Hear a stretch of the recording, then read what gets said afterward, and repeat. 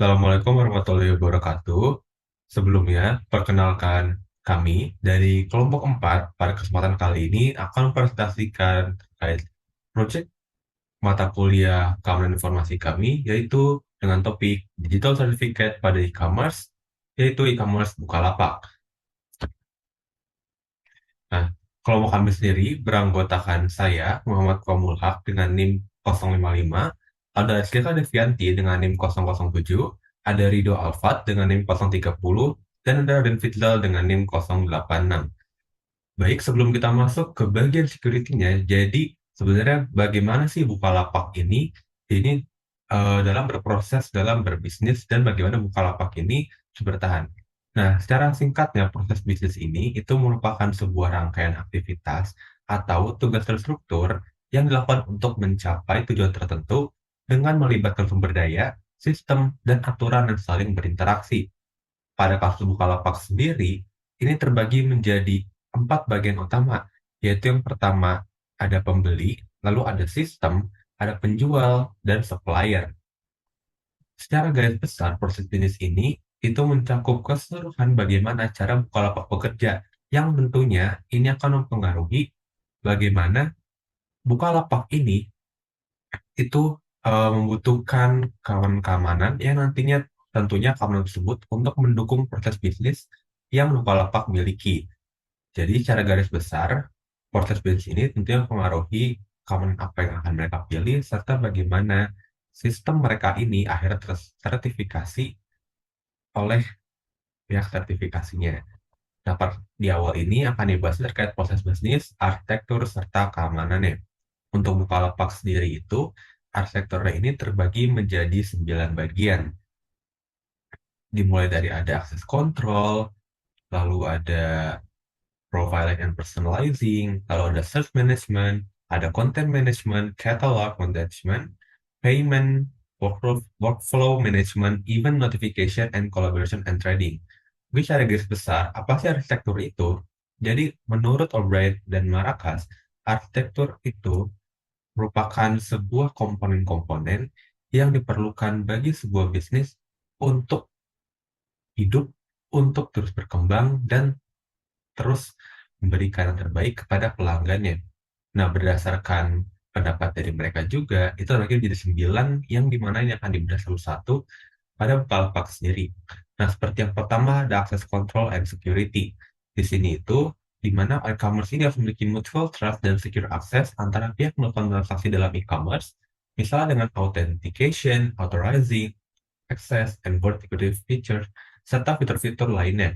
Yang kedua ada profiling and personalizing, di mana e-commerce ini diharapkan mampu memberikan personalisasi kepada masing-masing pelanggan, sehingga pengguna ini mendapatkan karakteristik dan preferensi pengguna, sehingga dibangun ketika bisnis ini dibangun, itu menyesuaikan dengan behavior dari pengguna tersebut.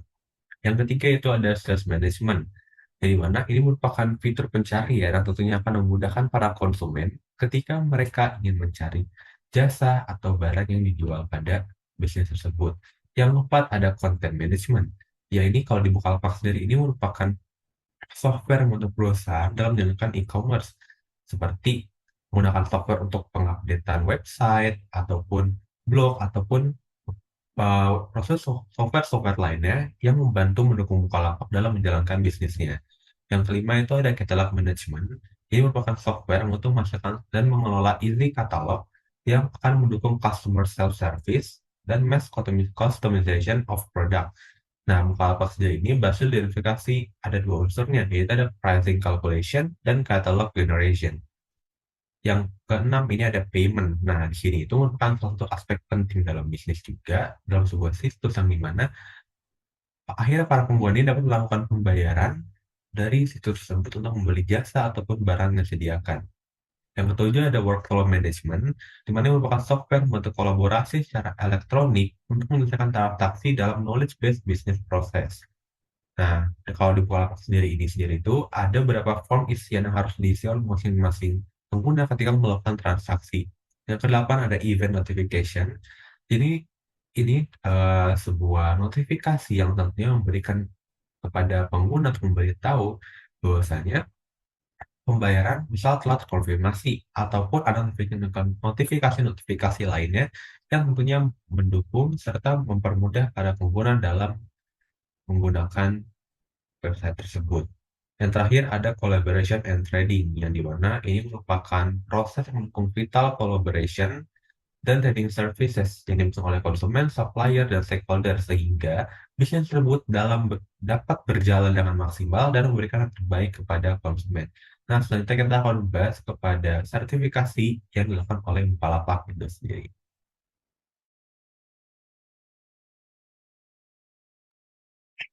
Oke, selanjutnya sertifikat AWS dan keamanan situs Bukalapak yang dicek pada website DigiCert terlihat seperti pada gambar.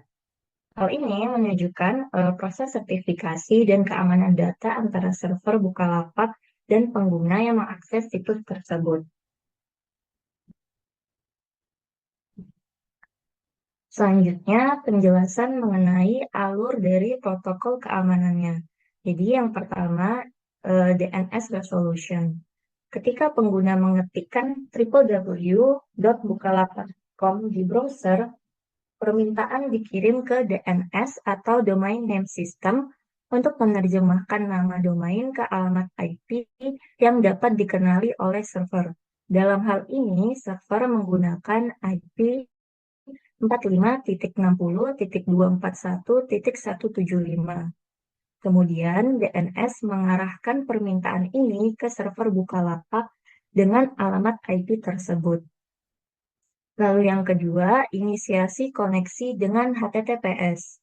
Browser pengguna memulai koneksi HTTPS, yaitu versi aman dari HTTP, ke server Bukalapak. HTTPS menggunakan protokol TLS atau Transport Layer Security untuk mengekskripsi data yang dikirim dan diterima. Dalam proses ini, browser meminta sertifikat keamanan dari server Bukalapak. Lalu yang ketiga, pemeriksaan sertifikat TLS.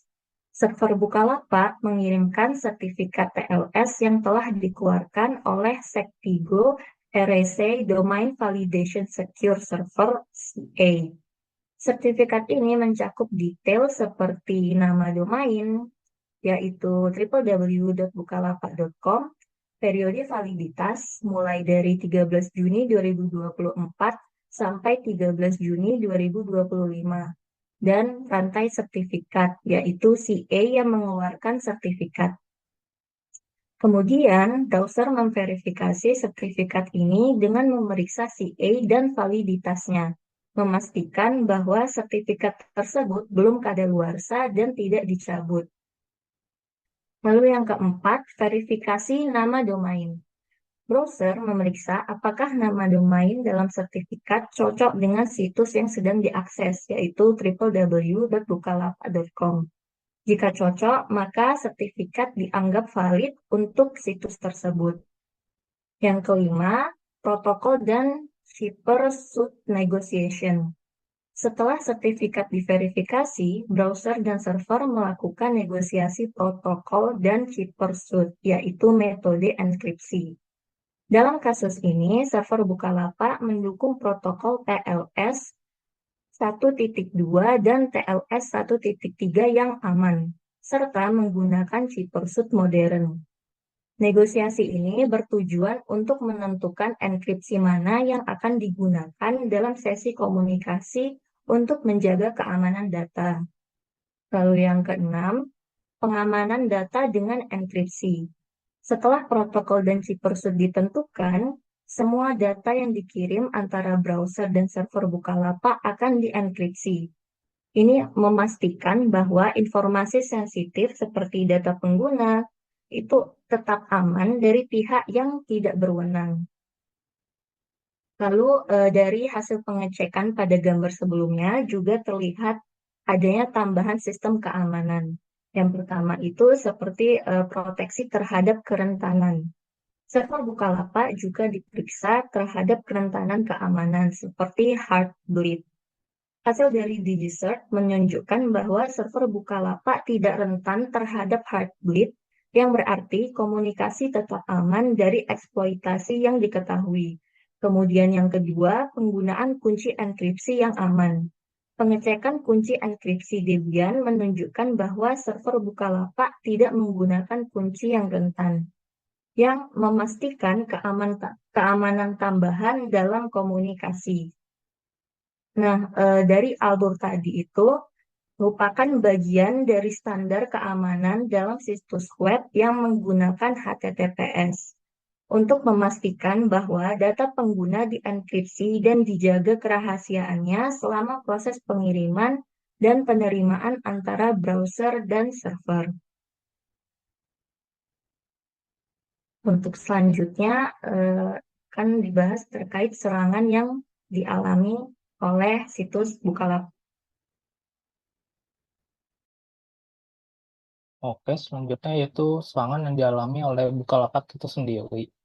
Sebagai sebuah e-commerce yang terkenal di Indonesia, membuat Bukalapak memiliki banyak pengguna yang menggunakannya untuk berbelanja atau menjual barang. Hal ini membuat Bukalapak menjadi target empuk untuk penyerangan secara digital, yaitu dengan mengambil data-data sensitif pengguna yang terdaftar di aplikasi tersebut. Semenjak Bukalapak berdiri, sudah ada beberapa serangan digital yang dialami oleh Bukalapak sendiri, baik secara skala besar maupun kecil, dan atau ada yang dilaporkan atau yang tidak dilaporkan. Di sini ada beberapa serangan. Yang pertama itu serangan peretasan data. Di Bukalapak pernah tercatat terjadinya peretasan data pada tahun 2019 dan 2021. Khususnya 2019, di mana data Bukalapak sebanyak 13 juta pada tahun 2015 sampai 2017, seperti email, nama pengguna, password, salt, riwayat login, email, email Facebook dengan hash, alamat, tanggal lahir, hingga nomor ponsel pengguna dilaporkan telah dicuri dan dijual di dark web. Jadi karena pencurian data terbesar di Indonesia pada saat itu. Beberapa dampak dari kasus ini adalah pencurian identitas, di mana informasi yang bocor digunakan untuk menyamar sebagai pengguna asli, dan kompromi akun, di mana jika pengguna menggunakan data sandi yang sama untuk layanan lain, akun-akun tersebut juga berisiko diretas. Walaupun pihak Bukalapak tidak memberikan penjelasan secara jelas bagaimana data tersebut bisa dicuri, kita bisa melihat bahwa serangan yang dilakukan memanfaatkan kelemahan yang ada dalam protokol keamanan di SSL TLS yang memiliki peran melindungi data yang ditransfer antara server dan klien dengan mengenkripsi komunikasi sehingga sulit diakses oleh pihak ketiga. Namun, jika ada kerusakan atau celah dalam implementasi atau konfigurasi protokol ini, data menjadi rentan karena akan mudah disisipi oleh pihak asing, sehingga jika bocor akan membuat data-data tentang aplikasi atau web tersebut yang termasuk data sensitif menjadi terlihat dan terjadi kasus seperti di atas. Kemudian serangan yang tidak terlihat kasusnya namun sangat sering terjadi di e-commerce di Bukalapak adalah social engineering. Social engineering sendiri adalah sebuah metode serangan yang memanfaatkan dan memanipulasi psikologis untuk mendapatkan informasi rahasia, data pribadi, atau akses ke sistem yang biasanya dilindungi. Teknik ini berfokus pada kelemahan manusia, bukan pada celah teknologi. Dengan kata lain, pelaku serangan menggunakan trik untuk membujuk korban agar secara sukarela memberikan informasi sensitif. Social engineering ini terdiri dari beberapa macam, seperti pretexting, baiting, dan lainnya. Namun, untuk kasus yang berhubungan dengan protokol keamanan, yaitu berupa digital certificate, jenis yang paling berkaitan adalah phishing, yang pada prakteknya menggunakan pemalsuan sertifikasi digital untuk menyamar menjadi situs web resmi. Sehingga walaupun tampilan web atau aplikasi tetap sama, yang memiliki web tersebut dalam kasus ini bukan Bukalapak asli yang bisa dilihat dari sertifikasinya. Jadi korban yang tidak tahu web itu palsu akan memasukkan informasi sensitif mereka yang digunakan untuk kebutuhan yang tidak baik. Next.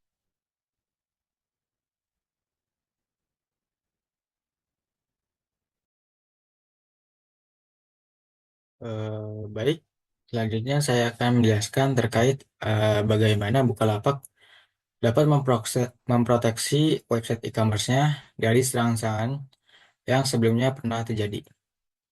Yang pertama yaitu penggunaan sertifikat SSL atau TLS dengan teknologi enkripsi modern dan up-to-date. Mengapa menggunakan teknologi enkripsi modern dan up-to-date?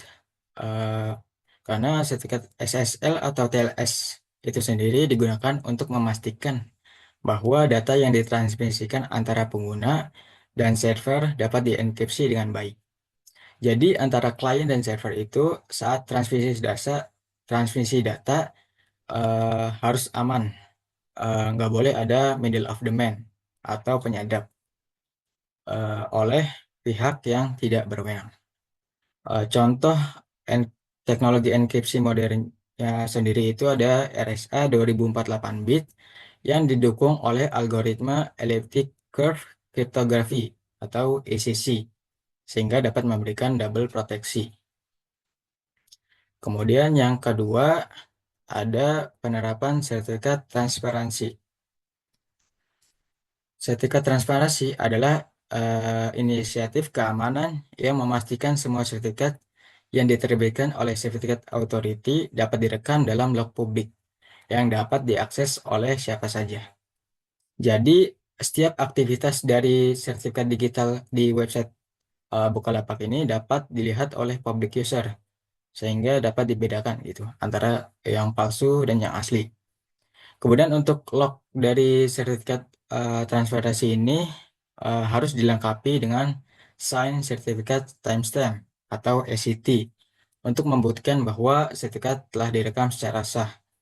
Tujuannya adalah yaitu untuk mendeteksi sertifikat tidak sah. Misalnya jika ada si E yang nerbitin sertifikat tanpa izin, misal buat nyamar sebagai situs web resmi, Log City ini bisa mengidentifikasi antara yang asli dengan yang palsu. Tujuannya adalah untuk meningkatkan kepercayaan user. Kemudian yang ketiga yaitu penggunaan algoritma hash yang aman. Algoritma hash digunakan untuk menghasilkan semacam sidik jari dari sebuah data. Di Bukalapak ini, tiap data yang digenerate menghasilkan uh, hash yang beda-beda.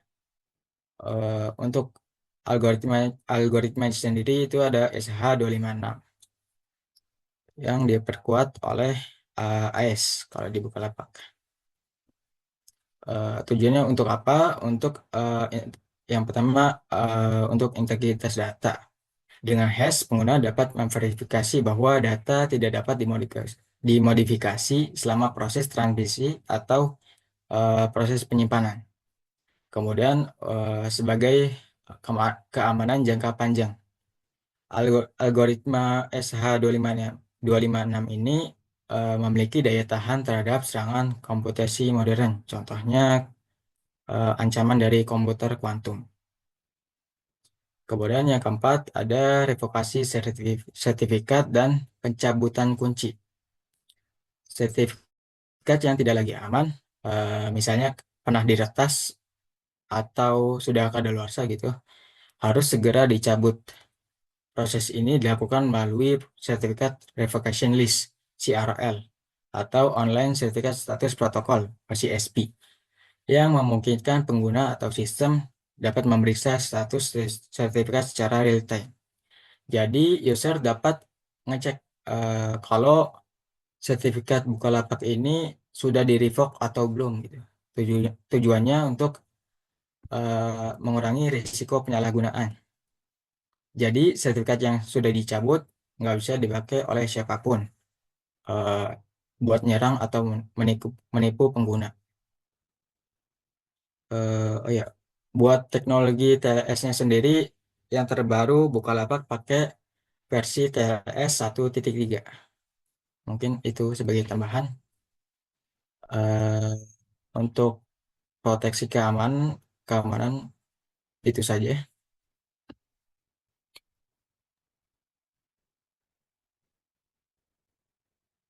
Baik, berdasarkan yang tadi sudah dijelaskan juga, jadi kalau kami ini yang kami Bukalapak ini karena melihat fenomena juga, bahwasanya merupakan salah satu e-commerce yang bisa dibilang sukses dan cukup besar luas pasarnya. Dan dari ya pembahasan tadi juga itu menggambarkan bagaimana Bukalapak ini berkembang dari bisnis ya, dari mereka merancang sebuah bisnis, menyusun arsitektur serta berfokus pada pengembangan arsitektur nomor satu yaitu lingkup security-nya. Nah, mungkin itu saja penjelasan serta presentasi dari kelompok kami. Apabila ada kurang kami mohon maaf.